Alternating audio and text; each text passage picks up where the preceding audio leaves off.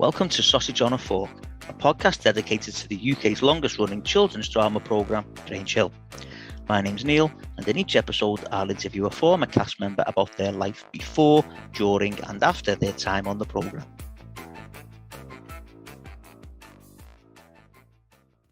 Okay, welcome to the latest episode of Sausage on a Fork, and I am absolutely delighted to say that I have been joined for this episode by none other than Sally Anne Marsh, who played Cecile Lefevre.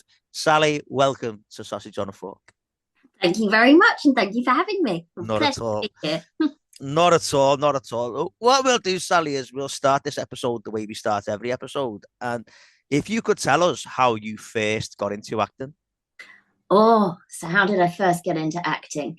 My first professional job was Tricky Business, which was for CBBC, which I played Lucy, who was a magician. Well, I was a bit of a thief, actually. I pickpocketed, and they saw that I was good with the sleight of hand and trained me to be a magician. Obviously, I wasn't a thief in real life. That. And so were you at like acting school or drama school or anything? That? So I was at Sylvia Young Theatre School. I went there from 14. I had done like local amateur dramatics down in Tunbridge Wells area where I lived. And I had done like an Annie in London, but it wasn't professional. It was in North London, and my very, very lovely, dedicated parents used to drive me up every weekend to do rehearsals. Wow. And I think then somebody said, why doesn't she go to stage school? So I went there when I was 14. Right, okay. And were you at school with anyone who we might know? Yeah. So in my class, I was with Natalie Appleton, who was in All Saints. Yeah. And obviously her sister was younger than us, Nicole, and Melanie was there too. And then also Sam Womack, who used to be Sam Janus when we were at school.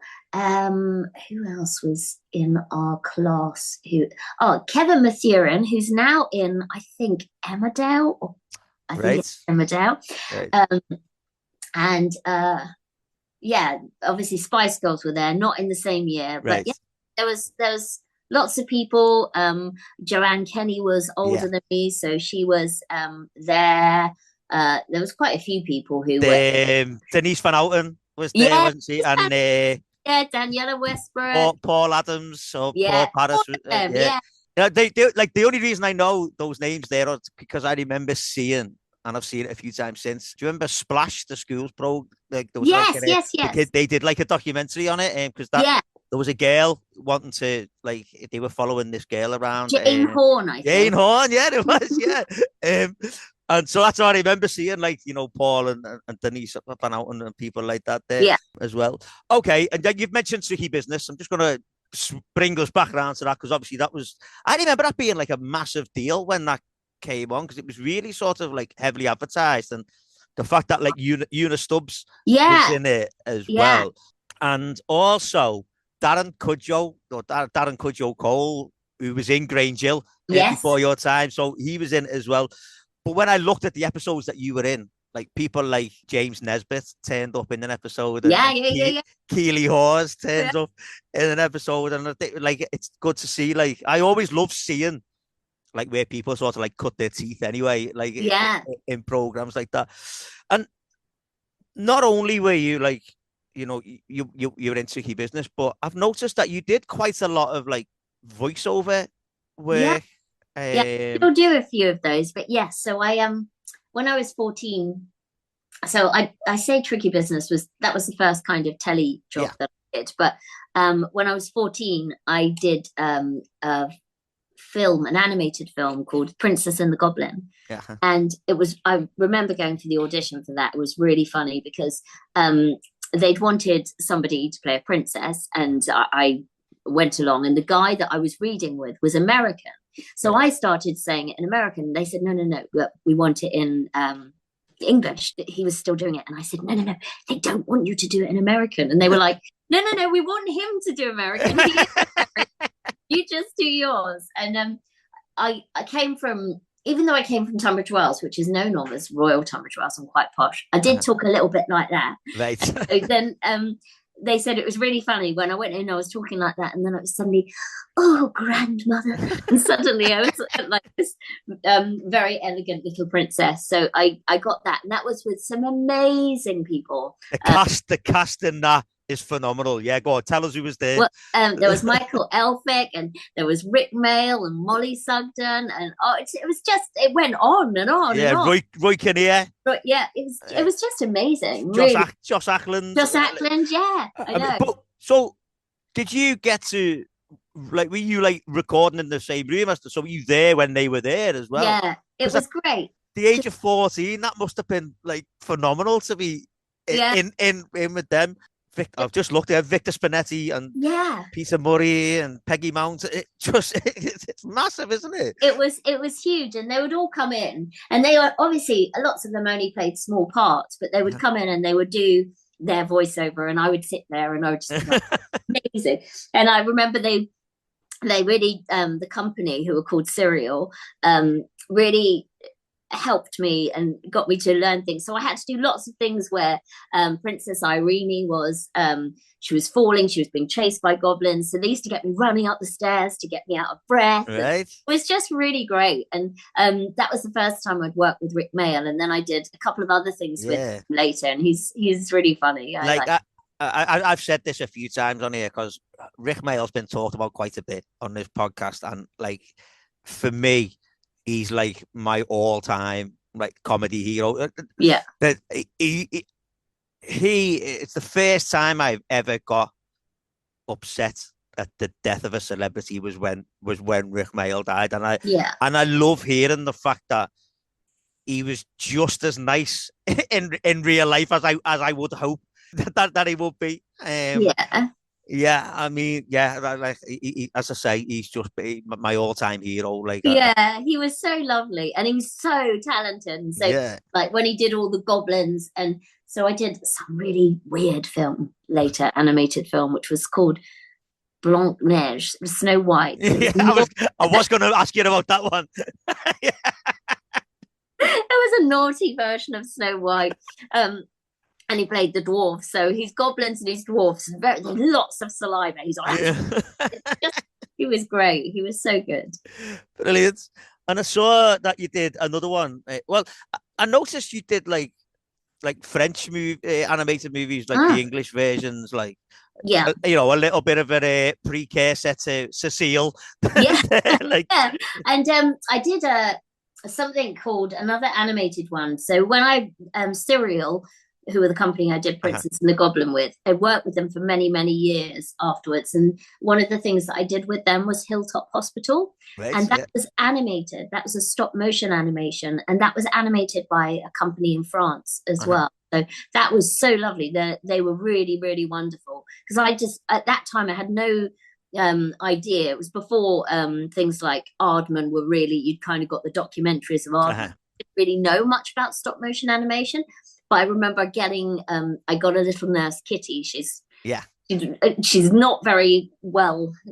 It's hard to preserve his foam, so she degrades a bit. But they showed me how they do it and how long it takes, and it's just amazing. That was great. That was really good fun to do. Brilliant. And you did a film with another film with Penelope Keith and David Kelly, Suri, 1993. Yeah, might have been something to do with Tales of the Tooth Fairy. Right, okay. Yeah, but again, Penelope Keith and David Kelly. David Kelly's that Irish guy who turns up in all the films, the Johnny Depp, Charlie and the Chocolate Factory. Grandpa Joe. He turns up in loads of things. Yeah. It's funny because I think Princess and the Goblin and the films were the ones which I really got to work with lots of people, as in got to meet them all. And Hilltop Hospital would be recorded live, which was great. But then as things got, I did more things. I didn't get to work with them all so much. I get you, yeah. But Princess and the Goblin, I just remember they had me in the studio all the time. Right. And maybe that was the experience that they wanted me to have as well. But it was it was just brilliant. I loved it. And I remember going to my first restaurant in London as well. It was all very exciting. Yeah, brilliant. Okay, so then we'll move on to Grange Hill. Yes. Okay. So how did that come about? I don't really remember much about how it came about. I think Christopher Pilkington, who was one of the exec producers, may well, who did Tricky Business, right, may well have said about getting me in for an audition. And I think I must have been nearly 25. Yeah. Nearly. And I was doing quite a few things at the time. So I was doing presenting. I was doing something called, I can't even remember what it was called, Chromosome on Nickelodeon. And I was singing. I was doing lots of things, singing. I was working with Stock Aitken at the time. And I think I went for that audition as well. And I'd always wanted to be in Grange Hill. Right. A few things I'd always wanted to be on that when I was young, that my parents wouldn't let me watch were Grange Hill and Top of the Pops. And I did some. But yeah, I'd always wanted to be on Grange Hill. So I don't think I ever thought once I'd left Sylvia's, because at Sylvia's, you would always they'd have auditions and they'd have a list of names who were going for the auditions. Yeah. And I'd never got one for Grange Hill. And I was just like, there was lots of people who were really cool and they didn't do it. So then when I went later and I went for the audition, and I remember seeing, so Margot Selby had been at school with me. I think she started at the same time. So she's about 4 or 5 years younger. But I didn't go till I was in my 3rd year there. So she was much younger. And I remember seeing her in the corridor when I was going for the audition. And I was like, Margot. I really hoped that I would get it. And I was thrilled when I got it. And it was weird because obviously I wasn't actually a Grange Hillian. I was a French teacher's daughter. Yeah. Because, I mean, you said there, you mentioned sort of your age at the time. I mean, was it weird being, I don't want to say that old because it's not old, is it? No. But like to be like almost 25, but to be playing like a 17, 18-year-old, was it strange? Like, I think I've always played young. So even with voiceovers, it's much easier. So now as a 50, how old am I? 52? I forget, I have to work it out. 52-year-old woman. I can still play a 6-year-old boy in a voiceover or a 12-year-old girl. So that's fine. So I've always played young, but obviously I couldn't get away with that in person. But then I could, and it was great because I'd always played younger. So I'm very small and petite. So that's part of it. That makes you look younger. And I suppose playing opposite Martino, who was a lot older. Yeah, he's a year younger than me. Yeah, that would have helped as well, I imagine. Like, okay, so like you've said there, you came in as Cecile Lefevre, who was Madame Lefevre's daughter, the French teacher, and the introduction was really weird because it was bring your daughter to work day. Now, I've worked in schools for 30 years and I've never heard of anything like that in an English school before. Like, there's work experience and stuff, but there's never bring your daughter. Anyway, let's carry on from there. They got away with that, didn't they? Yeah. Although I have to say, I've taken my 2 children to work, but it's more like go to work with your parents rather than bring your child to work. I think the work aren't there. Like, oh, really? Got to have them here again? Brilliant. And when we first saw Cecile, she was less than complimentary about the state of the school, shall we say. Yeah. She did seem a little bit stuck up, snobby. A little bit snobby, yeah. And it's weird because when they got there, Madame Lefevre said she had no idea what she could have Cecile doing. It was like she'd been told she had to take her daughter, but she didn't really know. But she got her to tidy up her stock cupboard. Yes. And when she was in there, Josh turned up to get a book. And this is where we see, although Cecile came across as like being like quite snobby and stuff, she was also really, really flirty. No. Really? as well. Because straight away, like as soon as she sees him, she's flirting away with him. Yeah. And when Madame Lefevre sent Lucy to go and see where Josh, because he was taking a while. But in the meantime, Josh had been looking for a book and he was up a step ladder and a load of books fell down and like throwing dust up everywhere. And Cecile said their contact lens had fallen out. Can you remember? Please help. Please help. Can you remember where the contact lens had landed? No. So it had landed on Cecile's chest. And funny that. Lucy walked into the cupboard as Josh was about to get it. Yeah. Making it look like he was about to grope her, basically. Yeah. Cecile looked at Lucy and Lucy looked quite shocked and obviously, and she ran off. But the fact that Josh was almost groping Cecile wasn't the reason that Lucy was shocked. And I don't know if you can remember what the reason was. Something. What had I done? So something I'd done. Lucy saw Cecile and recognized her as a girl that they'd seen in the park with Joe. That was it. Earlier. Now, party, yes. I've watched the scene in the park with Joe, and it doesn't look like it's you. I'll be honest. The person there's got much longer, darker hair. It wasn't me.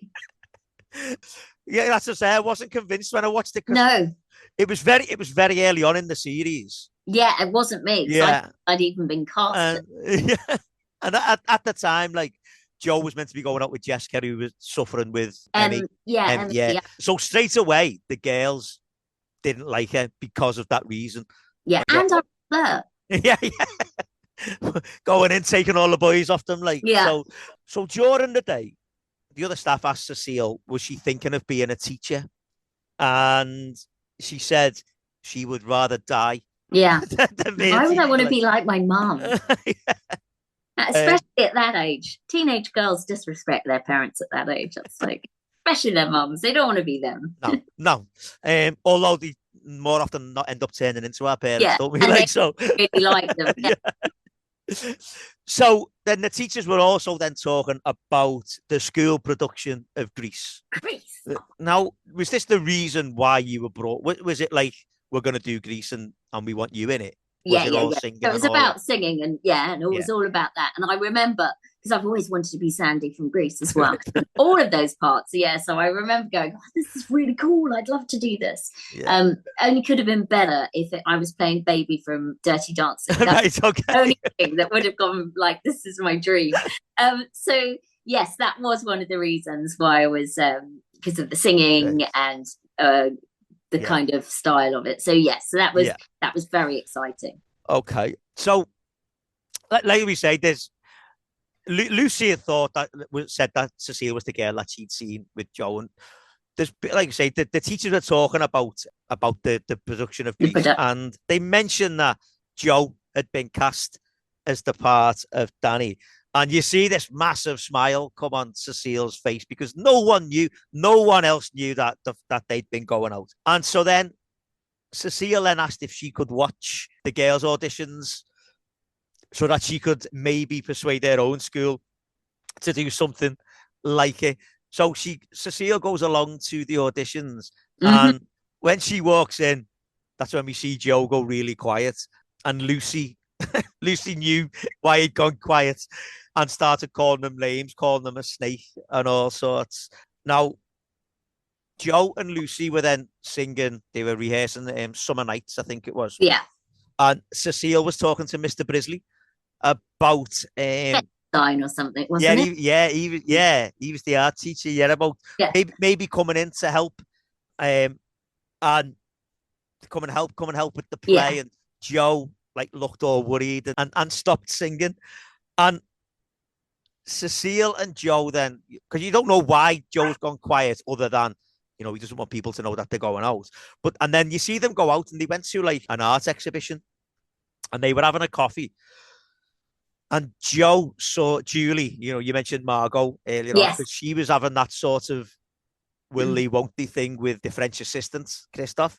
And Cecile and Joe still didn't want people to know Well, Joe, more than Cecile, didn't want people to know that they were going out. So Joe said, they needed to leave, even though they had to walk past where Julie and Christoph went. But fortunately, they didn't see them.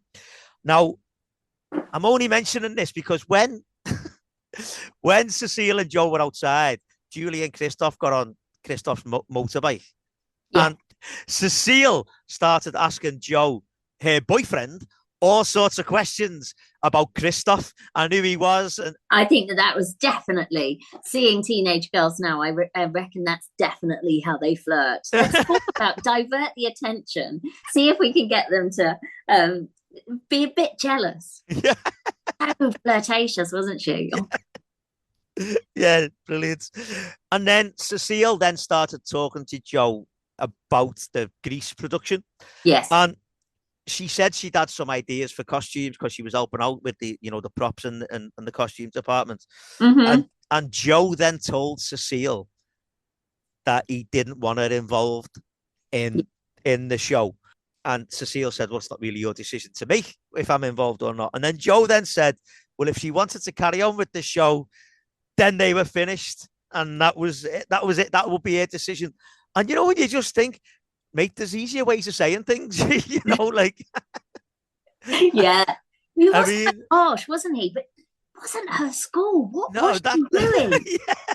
What was she doing? I mean, clearly she just wanted to spend more time with him, didn't she? And I don't think it was a case of her like keeping an eye on him. I think she just genuinely wanted to spend more time. As flirtatious as she was, I think she just, what I mean? I want to spend more time. But having been a teenage lad in sixth form going out with a girl, you don't want your girlfriend around all the time. Like, no, and also you might want to keep it a bit quiet as well. Yeah. Especially with what had happened before. Yeah. So yeah, I get it. But she was just like, I want you to be proud of me. Yeah. And then during the first proper rehearsal, Cecile walked in to help, and Joe completely lost his concentration. Paula then asked Joe how he knew Cecile, and he said he didn't know her really. He was still playing it down.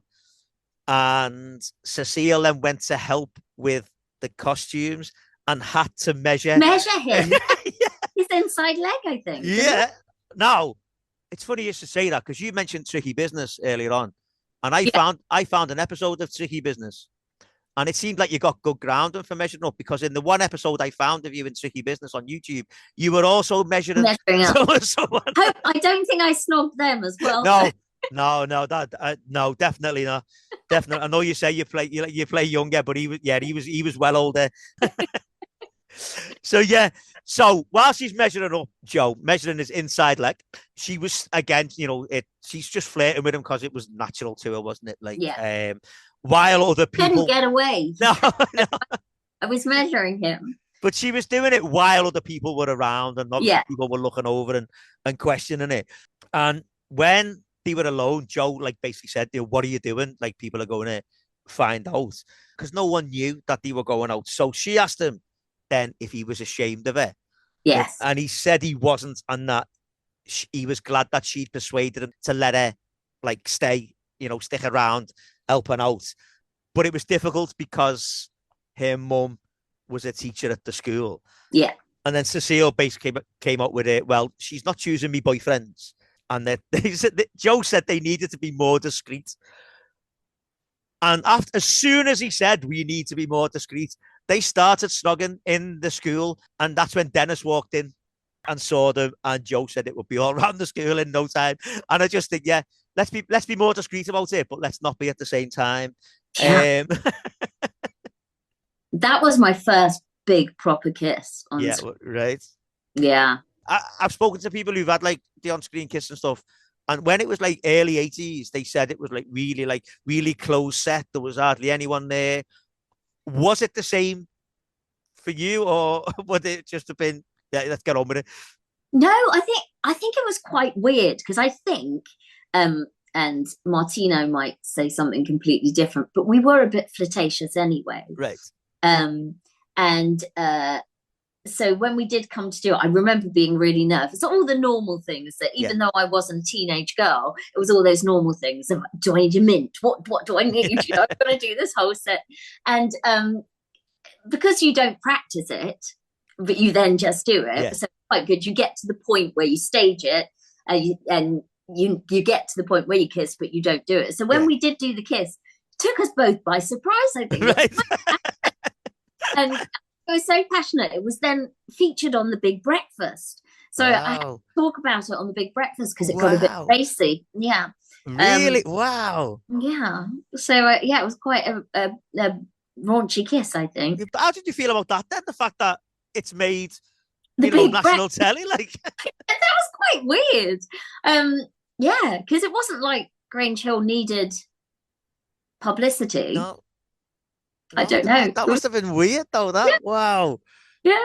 No, I never knew that. Oh, yeah. So I didn't know that it was that raunchy. But yeah, so it was, and obviously once it was done, it was done.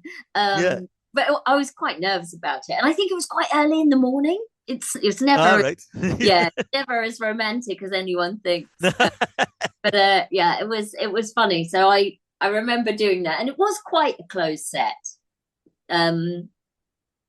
Because obviously you are still, and I think that they got really good at dealing, because you're dealing with, although we weren't children, you are dealing with younger people, so you want them to feel comfortable as well. So it was, but I think now to do any kind of you have intimacy coordinators and things like that. We didn't have that. Right. Yeah. Right. Yeah. Okay. All right. So there's a bit where, because obviously like Cecile's on the crew now, like, and the crew were working and they had the Grease soundtrack playing, and Cecile started singing along. It's the reprise of Sandra Dee. Yeah. And Gabriel was shocked at how good she was. And then he announced that she would be joining the chorus. And like you said there, she wasn't one of the at the school. And it's just bizarre that they've put in this kid who doesn't. Let's just bring everyone off the streets. Go open the door. We'll get everyone in. God, can you imagine how they must have hated me? In real life, that would have just been like, if my daughter, who's like 15, if there's someone come from outside school and got a part in the play, they'd be like, what? Audition. This is just awful. So obviously people weren't happy anyway. They weren't happy with it anyway, but then this is happening. And because, as Paula said, she doesn't even go to Grange Hill. But Gabriel said, well, she was in the chorus. Oh, yeah, Gabriel was the director, wasn't he? Yeah. Darren Kempson, Paula just said that Gabriel had put her in because he fancied her, basically. And Abby. And Abby was Paul, Flav Paul. Yeah. She's so lovely. I loved her so much. Yeah. So much fun. Brilliant. And he was saying it was because she had a good singing voice, basically. But at the rehearsal, Cecile said that someone in the girls group was singing a bit flat. And it's just like, why aren't you trying to endear yourself to these people? Like, and like, I know they don't particularly like you, so you might, I'll just carry it on. But let's say it was a culture thing. Yeah. That I was just outspoken. Joe, horrid. It was just like, someone in that group was a bit flat, and they all just walked off. And even Joe was like, look, you probably shouldn't have said that. And he said, because you're not the musical director. At that particular rehearsal, she was the stand-in pianist. No, were you actually playing the piano? No, I wasn't. Right. I wasn't really endearing them to me. It's really weird because it's so unlike me as a person who's very like, I must make everyone feel happy. I must be really kind to everyone. Yeah, she was so not that. But that must be great though, getting to play a character like that who's got that horrible side to them. Like, who just didn't care. Who was just like, because she was quite full of herself, wasn't she? She was confident, even though she was quite full of herself. But fun. Yeah, brilliant. Now, you mentioned earlier about the fact that you'd always wanted to play Sandy in Greece. And I don't know if you remember this, there was a bit sort of running alongside where the lads and girls, the younger lads and girls, had a bit of a bet about the yearbook, that you could get the best gossip and the best story for the yearbook. And it was Dennis and his mates, and they went to Joe to try and get some help. And Joe said he wouldn't help them. But Dennis then said, well, I hope I don't end up telling Madame Lefevre about you and Cecile.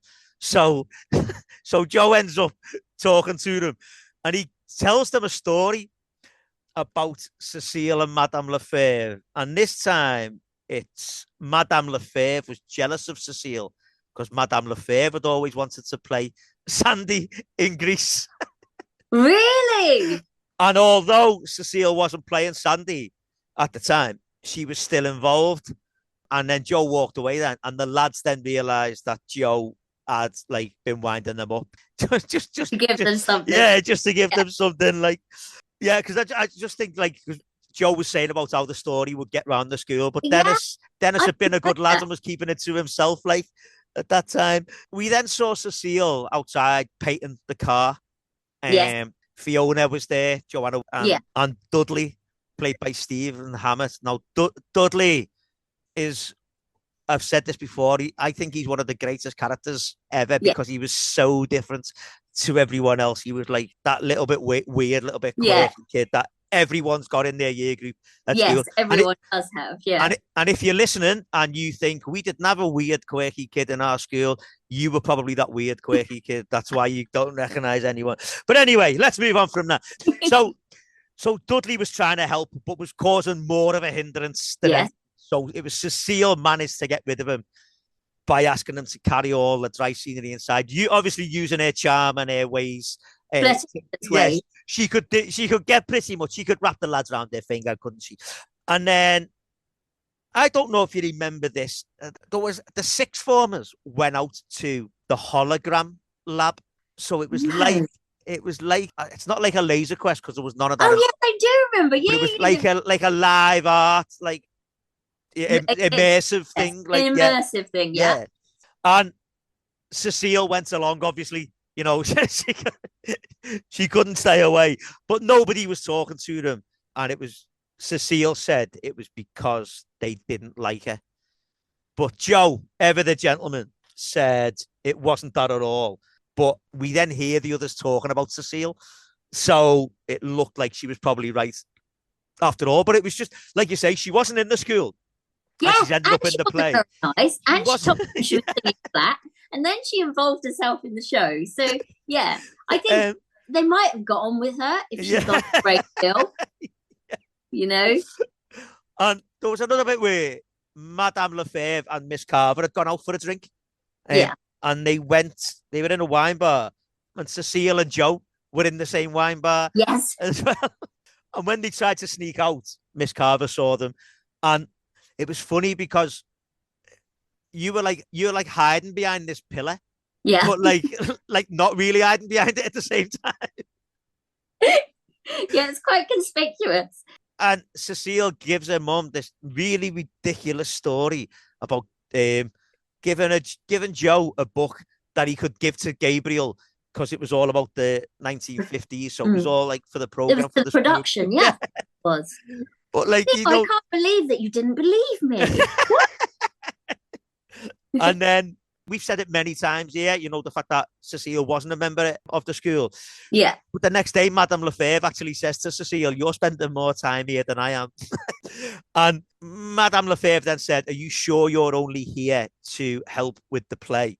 Because she seemed embarrassed when Madame Lefevre had seen Joe and Cecile together at the wine bar. And Cecile then said that she knew her mum thought Joe was no good for her. And her mum really kicks off, said that she didn't think that at all.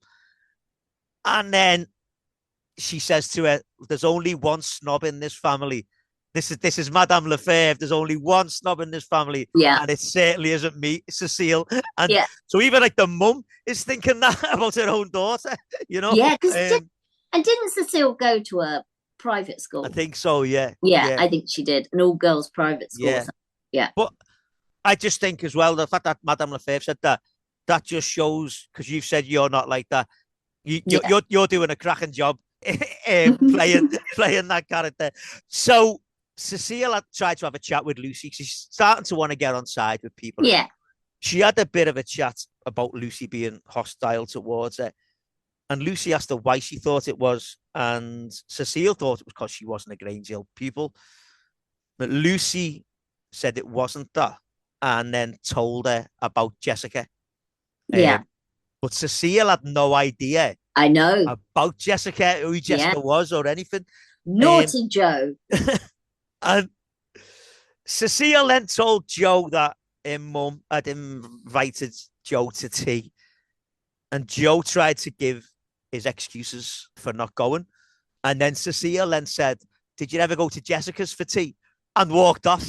Still, they still haven't talked about it properly, but she's letting them know what she knows. Like, and then comes the big turning point in that storyline is when Lucy had been roller skating and fallen over and broke her leg. And as she was playing the part of Sandy, she couldn't do it anymore. No. And Cecile, being Cecile, said, "Well, I'll do it." Rather than not letting any of the other kids have a go. We're in the school.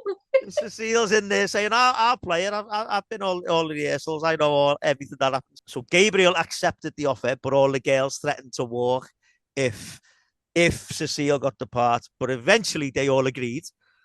So they all agreed to stay in the show if they could have their own little bit of fun with it all, which basically involved bullying Cecile.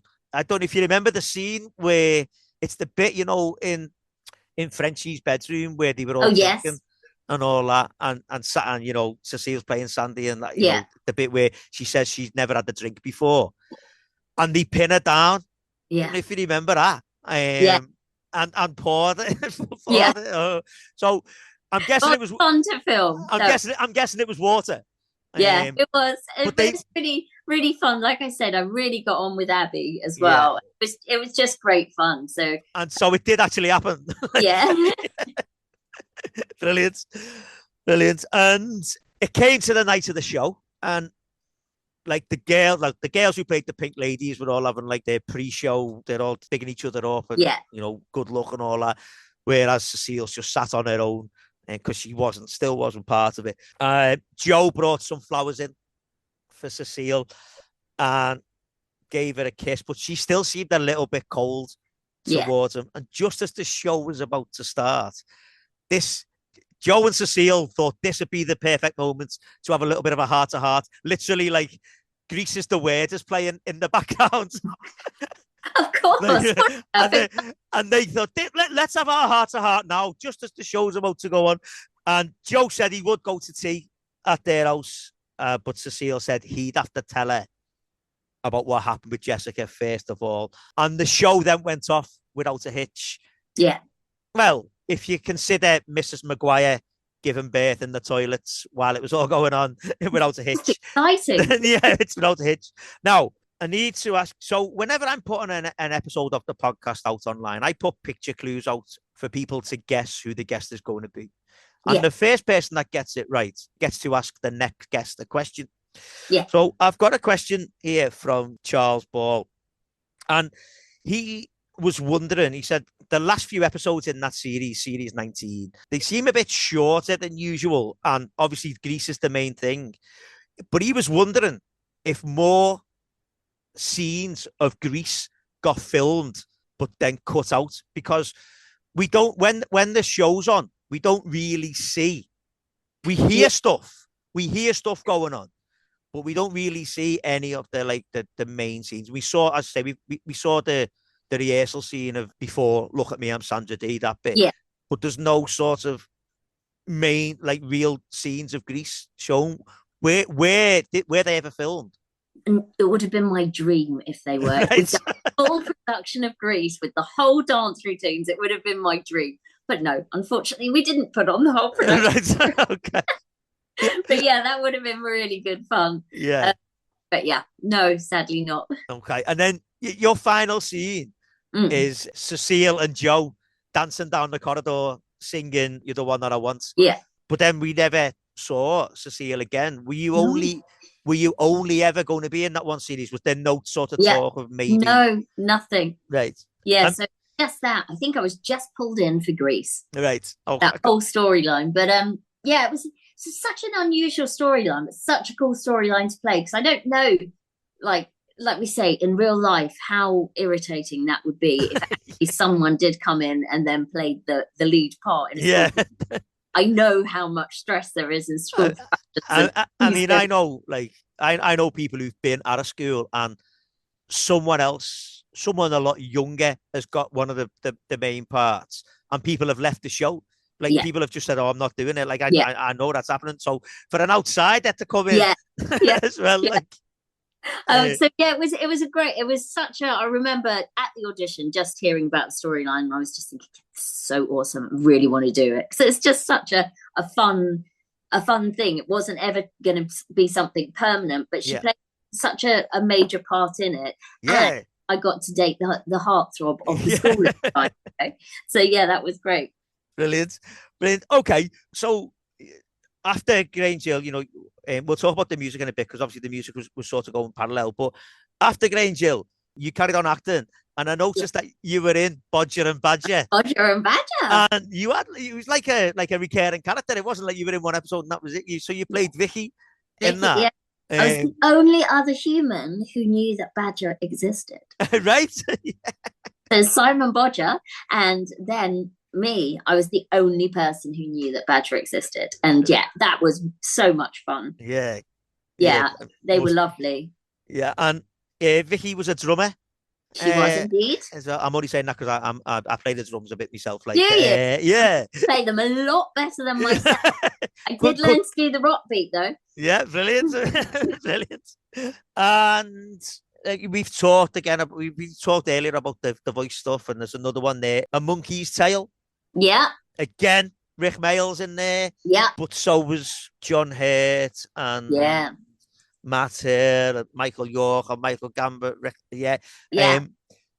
was it the same? Were they all there for that one, or did you? So that was the same. So again, I had to do a song with Michael Gambon, and it was just really good fun. So that was with the same company who I'd done Princess and the Goblin with, but they'd split into two. So it wasn't actually serial. It's a different part of it. Right. But yeah, so much fun. I love doing voiceovers. When I do voiceovers, I still do voiceovers now. Right. I play lots of kids' toys, and I do, you know, and all those talking machines that might drive children parents nuts as they're teaching them to do the ABCs. Yeah. Silly songs like in Fisher Price. I do all of that, but I don't wear shoes in the studio. I have to be grounded. I just love it. And it's exhausting. Doing voiceovers is exhausting because I would say, as far as acting is concerned, I'm quite physical. And so doing the voiceovers, I constantly really, really, really physical, and it is exhausting. So like now that I have an Apple Watch, when I do a voiceover, I'm like, oh, I've moved a lot. Busy doing it. But yeah, I love a voiceover because I'm not conscious of how I look. Right. And so I've never been one of those people who's looked in the mirror and gone, how do I say that? And I much want to, I prefer to act from here, and just my face might not look specifically as it should do. So that's why I love voiceovers rather than acting so much, because I don't study my face in that same way. Brilliant. And Free Spirits. That one has gone hidden, which I'm very glad. That was a funny film. It was my first and my last, I think, feature. And it was, I don't know if you knew what the story was about. I don't. No, you don't want to. Don't go looking into that one. Oh, right, okay. It's a bit strange, but it's not a human centipede type thing. No, not quite that bad. It's okay. It's somebody who's like a bit like one of those male strippers in it. Right, okay. And there was a very large prosthetic in it. Right, okay. Yes, right, okay. Leave it there. But it was fun to do.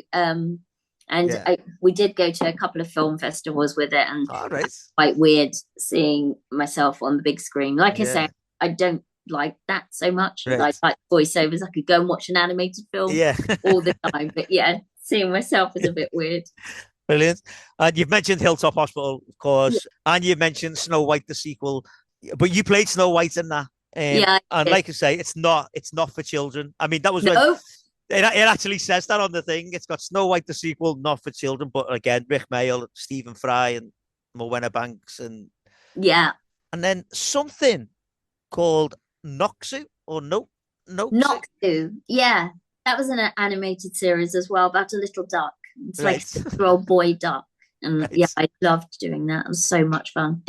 How do you discover that you can do a boy duck voice?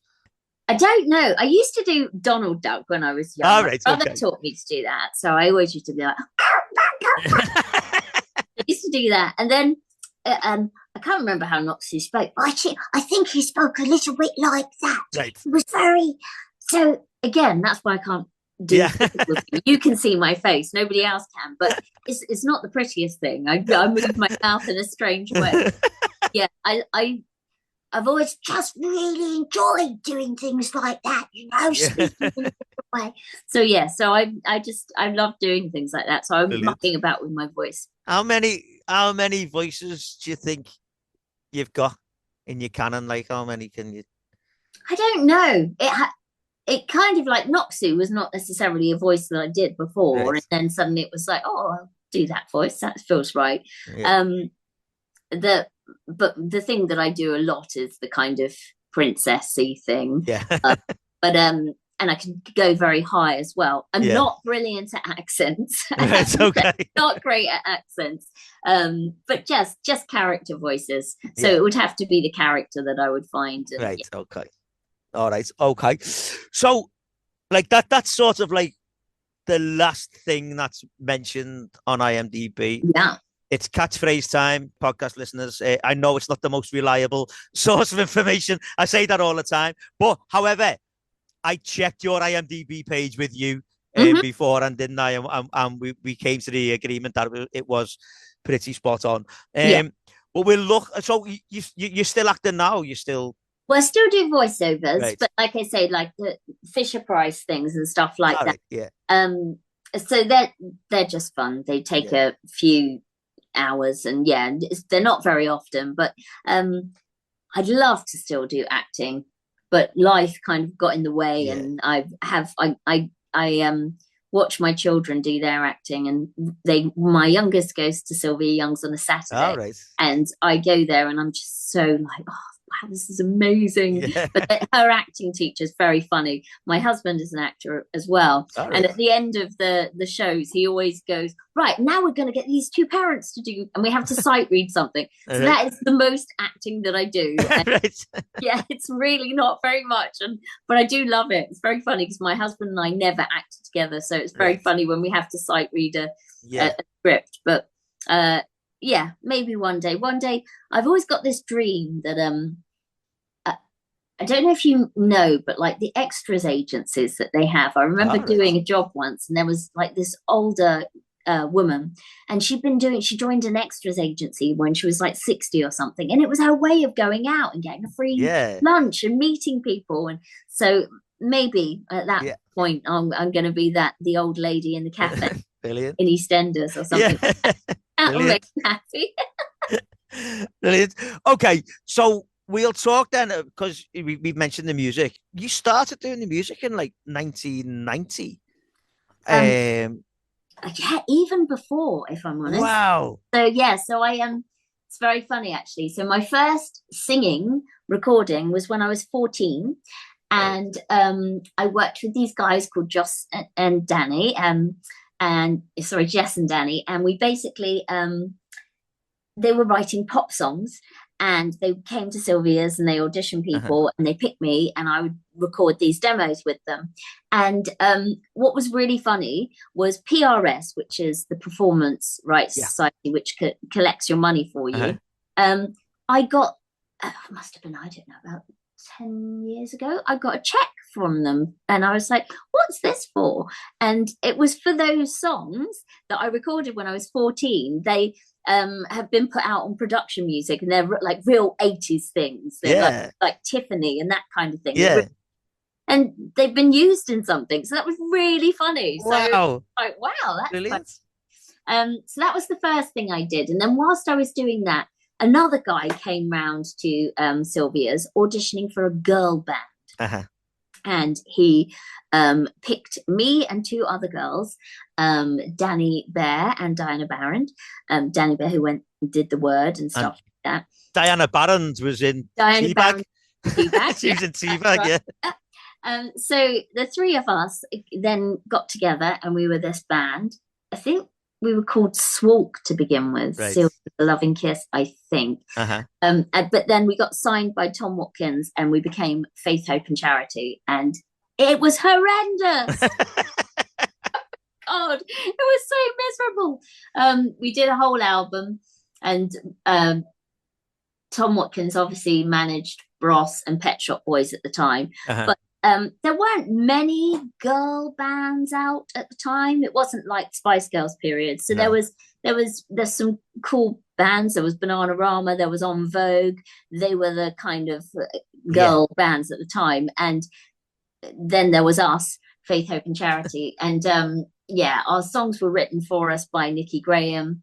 And so we were everything. It was so manufactured. It wasn't an enjoyable time, I have to say. It was great fun. We did things like we were in Vogue, we did lots of photo shoots, we traveled, and that was all good. But the material wasn't great. And also, we were hated by girls. Right, okay. We were hated by girls. And it was around the boy, so there was New Kids on the Block and all people like that. So it was very much screaming girls, loved the boy band. So it was a strange experience, but I wouldn't change it for the world, obviously. And then after that, when Faith, Hope and Charity finished, I did a track, Move Your Body, expansions, and that was 1991. And that was really, really good fun. Well, can I ask about that? Because from doing the research for this, so you're in the video, but have I heard right that it was someone called Lizzie who did the vocals? Yeah. So initially, and then I had to re-record it. So when Lizzie D was her name, so she did the original sample, and Richie Malone, who is Expansions, had basically they'd done this track. I think they'd sampled her, and then she wasn't old enough. I think she was 16 or something like that, and so. Richie knew Jodie, who was my personal manager for Massive Management with Tom Watkins, and he'd said, "Oh, we need a girl to sing this." And so at the time, especially because Top of the Pops was miming, you had to mime, so I had to re-record it because obviously I couldn't mime to somebody else, and so I was having to mime to myself. So we had to re-record it. So I think I just turned 18, and it was the whole rave scene. And so then I went and did Expansions. And I think I started doing it in about January, and I think we were in Top of the Pops in February. It went massive. And what's really funny is like, it must be how many years? So it's 1991. So how many years is that? 30? So that's 34 years. Yeah, wow. And it's really funny. On Saturday, I've got a gig at Coco where I just still have to bounce about. Yeah. But it's really funny because I want to keep, obviously I've done so much singing since then and the integrity. So I still try and sing that sample live, which is just mad. But so I've got a gig on Saturday. Brilliant. But so I love early 90s dance music because that's when I started going out with my mates. And so all that sort of Expansions and Entrance and all the stuff like that. Those, Clubhouse, or all the stuff like that. But you just said there, so that song, Move Your Body, it is a sample, it is the one. How much of that do you actually record? Is it just literally just the one line? Fire and Wow, is that it? Wow. Yeah. Because you're never sure if they're you have to do it more than once, but wow. Yeah. Okay. So I saw some of the bits. Ariel, who then went on to be Chemical Brothers. All right. Yeah. So that was good. We did a track called Let It Slide. I then did I was in a band called Hysterics, which was really good fun as well. We consigned to Deconstruction. And then I had my own record deal for a while. And then I did things like Windmills of Your Mind. Yeah. By the way, that's brilliant. That your version of that, I love that version. Like, I love that. It was so much fun. That was Stock Aitken. Yeah, and in the summertime was that Stock Aitken? Yeah, that was So now, that whole thing was Simon Cowell. Right. Go on, you tell us your stories there on that one. No, it was weird. I think was it Wigfield? Right, yeah, that was what I was going to mention, that because it's so mid-90s that when you listen to it, it's so Euro pop. Yeah, and it's hugely influenced by, or was Wigfield influenced by that? I think Wigfield was influenced by In the Summertime, and then they thought, oh well, we should do an In the Summertime, and somehow I got involved. Very much like, I feel like I was wheeled into many things. Right. Yeah, she'll do this. Yeah. But I think the reason it never got released In the Summertime was because Shaggy released it at the same time. So we never released it. But I met Mungo Jerry. Wasn't he in the video? What? I think he was in the video. I've only ever the only video I've seen is it's just literally the sleeve and the thing behind it. Windmills of Your Mind, I've seen the video too. Or a video too. But I've not seen Mungo Jerry being in it. So much fun. I love that. And then I did a band called Brand Violet, which was brilliant fun. Really good. That was probably the most I loved doing music. That was really good. And we did a song called Alien Hive Theme, but that was very much we would tour and do our little gigs round in a little tiny van, and never got any real acclaim for anything. And I don't think things were released, but who knows, maybe 50 years of time it'll be on PRS. I'll get something from that as well. That was definitely the things that I am the most proud of. Because had great fun with it. I mean, you've mentioned Alien Hive Theme, but I've seen there's a few other bits that look like they've been released from Brand Violet. So there's one called Head, Voodoo, Head. Yeah, Head, not Head. Head. Sputnik Bride EP. Yeah. And the Legend of Ladybeard. Yeah, but they're all they're little tiny. They're like self-release kind of things. But like you just said there, that's the stuff you're most proud of. I mean, that's surely if you're there, you're doing it with like whoever your mates or people you know, or whatever, and you're doing it because you want to do it. Yeah, surely that's more. You should get a big bit of satisfaction out of that. It was just the best. It really was, because also, as I said to you, as I just said, I felt like I was wheeled in many times. This I was totally in control of, and this was great. Really enjoyed it. And actually, what was really strange was that was a period when I found Brand Violet, and we did Brand Violet. I also did my last kind of acting job on stage, which was we did Peter Pan, and I played Tootles, one of the Lost Boys, and I did a really good job of it. And they were things where I'd kind of broken out of what people had tried to make me do. I got to 25, I think, or 26, and I was like, no, I'm not going to do that. I think I'd been traveling to Australia as well. Yeah. And I'd just gone traveling on my own and for about 5 months and loved it. And I think that was when I came back, and it was just like, I'm doing things for myself now. And I felt very much like I'd been a puppet for many people. And what was weird, I said when I did Grange Hill, I was doing a presenting job, I was singing, and I was doing Grange Hill. And I remember at the time somebody said to me, you've got to choose, you can't do all three.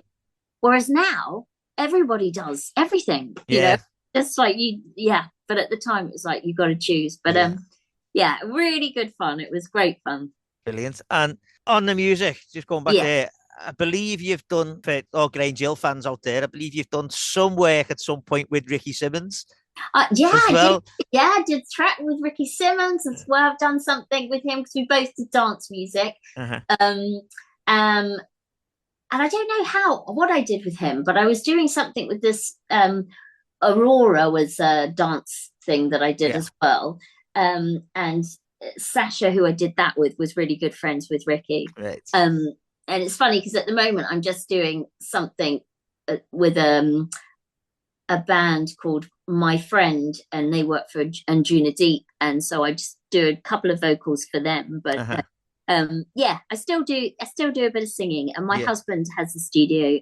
He's a composer, so occasionally I do singing for him, but he now picks my children usually above me. Yeah, and we have to say it's partly down to Ricky Simmons that you're on here as well, isn't it? Because Ricky got in touch with you and told you that you needed to come on and do this. So big thanks to Ricky for that. So can I ask then? Yeah. When you were on Grange Hill, did people ever recognise you? Like, was there much public reaction when you were out and about? Did people know it was you? Like, yeah, people did. I'll tell you what, though. I think it was because I did 2 spot cream adverts as well, right, for my sins. I did Clearasil and I did Oxycutum, Oxytocin. Right. Yeah, Oxytocin, yeah. And for some reason, those 2 adverts were just like, people remembered that. So I think my Oxy10 advert was with Nicholas Stapleton. Right, yeah. Yeah, so people remembered that. So because of Grange Hill, I think that they did recognise. I think that's when I was doing the Clearasil ad had been out. Yeah. But what was really funny was one of my funniest stories was I think I went into some fast food restaurant, like, I don't know, Burger King or something. And as I walked up to it, the girl went, "Oh my God, you're that girl from that spot advert." And when I was in Clearasil. And she went, "But why did they put that silly voice on you?" Right? So I then went, "Oh, I don't know." I hadn't been dubbed. But yeah, for some reason, they recognised that much more. I thought the bane of my life. It was very funny. Brilliant. So, and can I ask, did you stay in touch with any of the cast for Grange Hill other than Ricky, obviously? No, few of them are my friends on Facebook. So Abby I saw for a couple of years afterwards, and I think I spoke to Martino for a couple of years afterwards, but then kind of drifted away. And life gets on with it. Margot is my friend on Facebook with her fantastic unreal, isn't it? Her weaving, just beautiful. That makes me so proud all the time. I'm just like, my God. Margot's been on here. She's great as well. Like, it's brilliant what she does. Like, amazing. So I love that. But no, it's very weird. I suppose as well because you were older as well. It wasn't like you were kids going through that thing of like, you know, growing up together. I suppose that makes a big difference as well. And also, I wasn't at the school. It did feel a little bit like that. It was like, oh, here I come in. And they've all been together for years. And then, hi, I'm here. Okay. And obviously, at the moment, you're doing all the things that you've said, basically. Like, okay. So when is your next gig then? Oh, it's at Coco on Saturday, but then I've got really strange because I really don't do many gigs. I work in food and that's what I do now. All right, okay. But I don't do many gigs. But it's really funny because I was talking to my husband last night and I was going, so on the 12th of April, we've got another gig at Coco and then we're going up to Hull for a gig. And he was going, well, you're doing 2 in one day. I was like, yeah. But I don't know what it is. It's just that whole, I think people are just reminiscing, aren't they? You get to a period of time where they reminisce. Yeah, definitely. They have raves. And so, that will be fun. But, So what, so you've just planted the seed there. I've got to ask, what is your job? What are you doing at the moment? So I work at Abel and Cole, who are an organic food company. So I studied nutrition as well. So I did a nutritional therapy course, and I love food. I absolutely adore it. I love what it can do for you, the benefits of it. And so I got into organic food, and then I became a customer at Abel and Cole. And then when my children got to the point where they didn't need me so much at home, I was just like, I want a job. And so I went to work for Abel and Cole, and I love it. And I said at the time, it would just be 3 months or so. Of course, 6 years later. yeah, and I'm a manager there, and I love it. I love people, so that's really good. Brilliant. Okay, well, we are coming towards the end of the interview now, Sally, and I've got the same few questions that I ask everyone at the end of every episode. So over the last couple of years, there's been talk of a Grange Hill movie in the works. Yeah. What do you think of the idea of a Grange Hill movie? I always wonder why you do those things. Yeah. I think that it was such an amazing place it had in the heart of so many children, so many generations. I don't know why you'd want to recapture it, because I think things have moved on and in a different way. Yeah, I get that. Yeah. Okay, but if you were asked, would we see a return of Cecile Lefevre? They wouldn't ask. Only if I can play baby in Dirty Dancing. I've said it there. Okay, so you said earlier on about the fact that you weren't really allowed to watch Grange Hill, but obviously you knew about it, and you knew. So I did watch it. Did you? Yeah. Other than Cecile, who was your favourite character in Grange Hill? Simone Himes. Simone Himes, Callie. Yeah.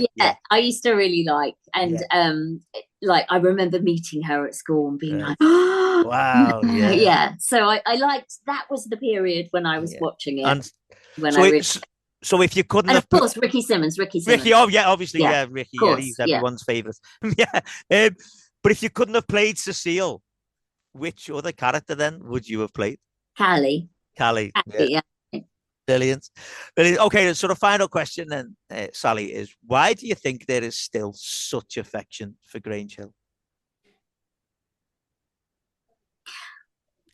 I think it was so good. It captured things. It always pushed the edge slightly. Yeah. So it wasn't safe, which is why I think my parents didn't want me to watch it. So it tackled things which were real. Like I said, it wasn't tame or safe, and I think that was really good. And I think because of that, like it feels like it was on every day, and it wasn't on every day, was it? It was 2 times a week at one point, but it felt like it was on every day, and it felt like you knew them. And I think that was really important. And we used to watch telly a lot more, so that's the other thing. I think things have changed when it says about a film. I'm sure people love it because they like to reminisce, but I think things have changed, and I love the fact that I used to rush home to watch that. You know, that was really good, and you watched it at the time, and you knew other people were watching it, and I like that. And if you missed it, you missed it. Yeah, didn't you? Well, until VHS came. Yeah, obviously. Yeah. No, brilliant. Well, Sally, thank you so much for coming on. It's been wonderful talking to you, not just about Grange Hill and your acting, but also the music as well. It really has. I've really enjoyed talking to you about it all. So thank you. So thank you, Neil. Thank you for reminding me of the entire storyline. No. That Cecile was. I think there's a lot of people would have loved it that if Cecile had turned up at their school the way she was, like, yeah, floozy. She was an absolute floozy. The girls not so much, but the lads definitely would have loved someone like Cecile coming in. So no, but honestly, I've loved talking to you. So thank you so much again. Thank you, Neil. To anyone that's listening, I'll speak to you next time. Cheers. Thanks. Bye-bye.